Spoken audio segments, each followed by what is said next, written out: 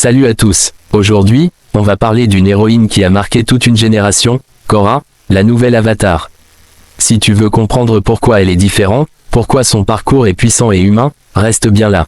Avant de commencer, pense à t'abonner, à liker la vidéo et surtout, dis-moi en commentaire ce que tu penses de Korra. Et surtout, dis-moi quel autre manga ou dessin animé tu voudrais que je traite ensuite. Allez, on y va. Korra, c'est la nouvelle Avatar. Ce qui la rend spéciale, c'est qu'elle est très différente de son prédécesseur, Aang. Elle vient d'une tribu du pôle sud et maîtrise déjà 3 éléments, l'eau, la terre et le feu.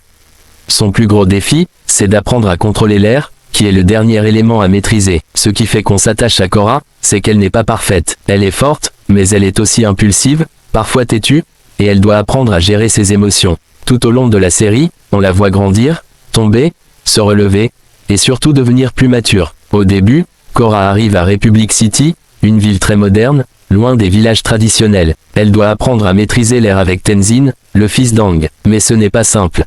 Elle a du mal à rester calme, à se concentrer, et ça crée souvent des tensions avec son maître. En même temps, la ville est en crise à cause d'Amon, un chef révolutionnaire qui veut supprimer les pouvoirs des Benders. Korra doit apprendre à comprendre les peurs des habitants, à affronter un ennemi qui joue sur les divisions, et à défendre son rôle d'avatar. Dans cette saison, Korra est confrontée à des enjeux plus profonds. Elle découvre le monde des esprits, un univers mystérieux et essentiel à l'équilibre du monde. Elle doit aussi affronter son oncle Unalaq, qui a ses propres plans pour fusionner le monde des esprits et le monde humain. Korra va se confronter à ses doutes, à ses peurs, et apprendre à se connecter vraiment à son rôle d'avatar. C'est un passage où elle grandit intérieurement, même si ce n'est pas toujours facile. Après la disparition des maîtres de l'air, de nouveaux Benders réapparaissent, et Korra doit les aider à s'entraîner. Mais le danger est toujours présent. Le Red Lotus, un groupe radical, veut déstabiliser le monde. Korra traverse là des épreuves très difficiles, notamment une attaque qui la laisse paralysée temporairement. Ce moment marque un tournant dans sa vie, car elle doit apprendre à accepter ses limites, à se reconstruire,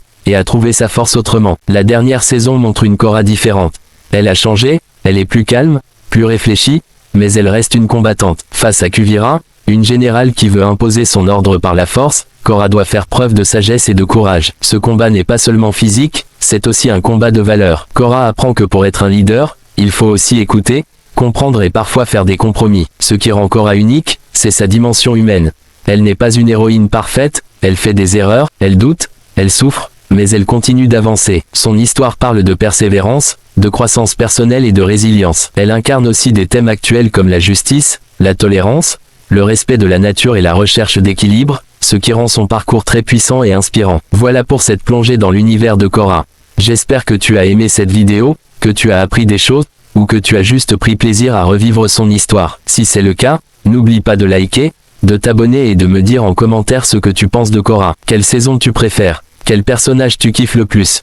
Et surtout, dis-moi quel autre manga ou dessin animé je dois absolument faire après celui-ci. Merci d'avoir regardé, à très vite pour une nouvelle vidéo. Porte-toi bien.